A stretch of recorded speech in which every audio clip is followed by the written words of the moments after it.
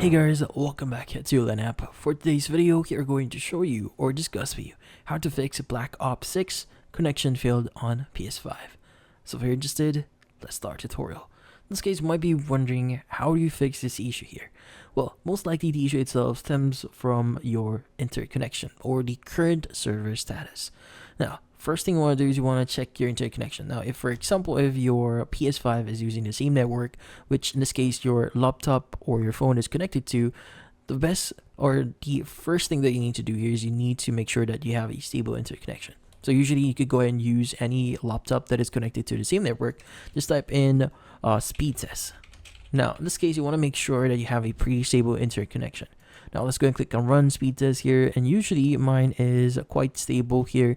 And it's an average around 40 megapixel or Mbps here.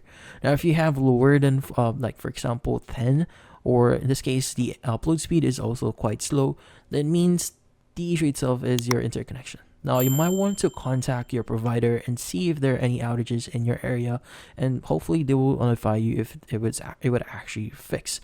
Now, another thing that you need to take in consideration here is the Call of Duty servers.